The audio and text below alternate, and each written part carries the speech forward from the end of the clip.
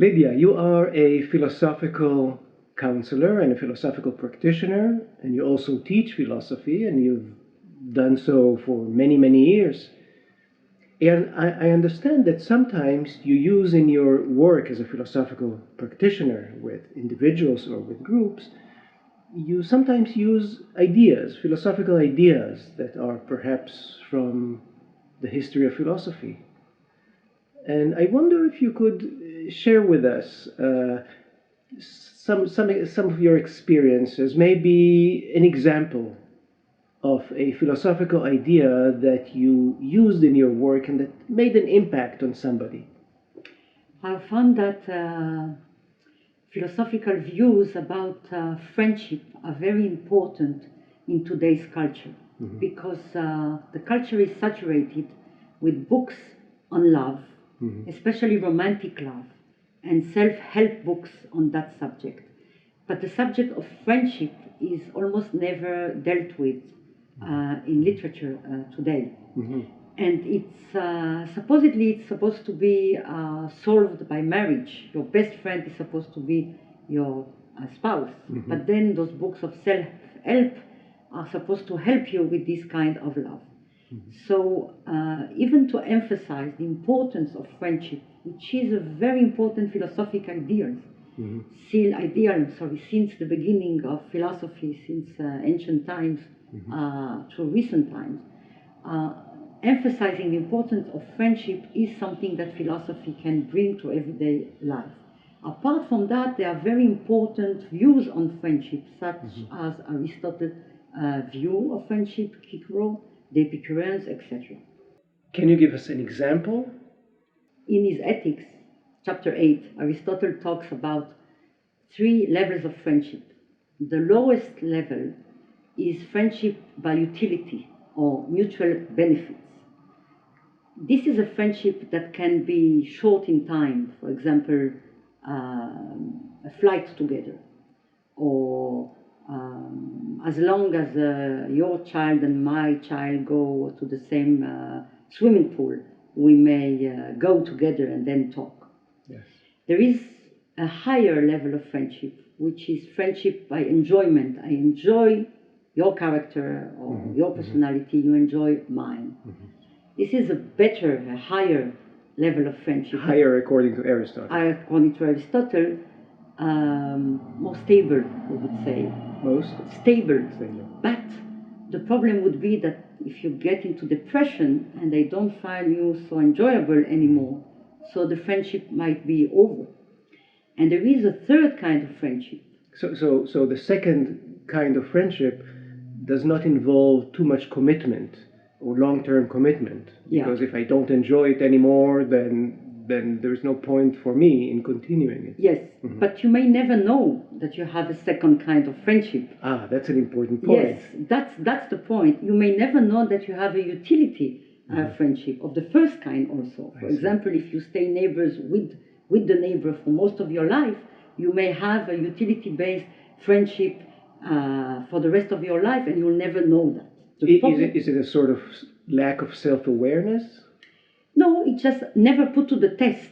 Most people do not think about those issues. I see. You know? They're just friends and they don't think if it's a utility-based friendship or a enjoyment. Yes, or even higher. And sometimes they get hurt and they don't know how to pinpoint why they are hurt. I see. So I think that Aristotle, these 2 views of friendship and their limitations, and the third one especially, which I will talk about in a minute, are very illuminating for everyday's problems. When your expectations are not exactly what your friend is doing and you are being hurt and you don't know exactly why and if you have any right to be hurt, you know, because you never talked with your friend about what friendship is.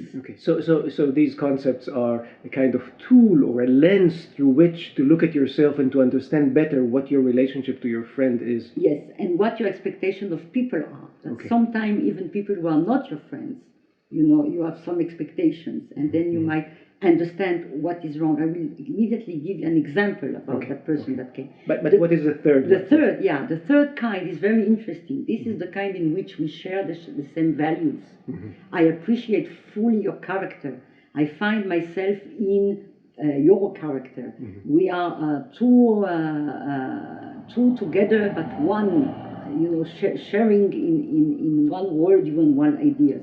This is very rare, and this is a very important kind of friendship, according to Aristotle. Just to understand this concept better, the last one, may I ask a question? Let's say that I share with you all kinds of views, some political views, moral views, maybe a conception of the meaning of life, but yet something about you doesn't attract me, so I don't want to be your friend. It's not possible according to the third kind, because this is a kind that only virtuous people, these are people that are actually well formed, the character is well formed, and they have virtues, and they are noble, they are capable of friendship that is not based on utility, nor even on enjoyment, on a higher level of friendship. This is very rare. This is what between Montaigne and La Boétie, Montaigne, when he wanted to describe his friendship, the philosopher of the 16th century, Montaigne, when he wanted to describe his friendship with La Boétie, he said, because it was me, because it was him. He couldn't even, describe it, pinpoint exactly what it was. Now, that person who came to see me was a captain in the merchant sea, and he had a problem. He was very, very alone during long time sea trips, because he couldn't be friends with the other people of the crew. He tried to explain to me that they were not respectful of the law, and he was a person who was very respectful of the law. So there was a gap in values between him and others. There was a gap in values, but he was paying a terrible price, because he didn't want to associate with them during the trip, and he was so alone that it was terrible for him. And although we began by elucidating what the law is, and what abiding by the law might mean, I understood finally that there is maybe here a problem with the concept of friendship. And I suggested that we talk about that. And this Aristotle's 3 levels of friendship solved it for him, because he understood that he can be friends according to the first level, by utility, during the trip. This is an example also Aristotle gives, that is during the length of a trip at sea, but it doesn't have to abide by their values. It's not friendship of the same kind. He never thought that this kind of dissociation is possible.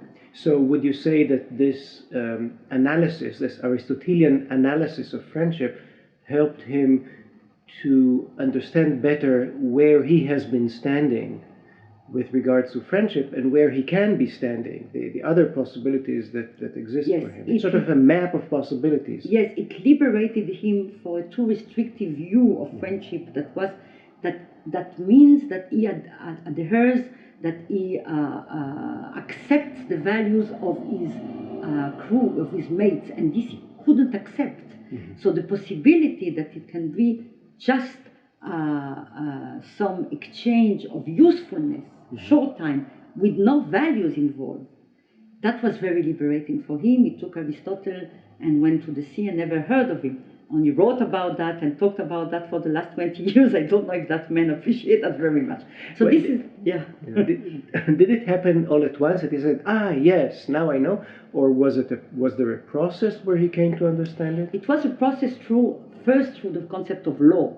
As I told you, I thought first, we will understand what law means. Is it necessary to abide by law? But this meant nowhere except that he thanked me very, very deeply, because he said, thanks to you, I managed to explore my view of abiding by the law. And I state again, it's important to abide by the law always, by no means, no exception, etc. So this was a dead end regarding the issue at hand. So then, with the friendship, in one meeting and the book, it was solved. What book? Aristotle, Nicomache and Ethics. Yes, chapter 8. But I have another example. That 3 sisters came to see me. They were not talking to the 4th. They were sent by the father.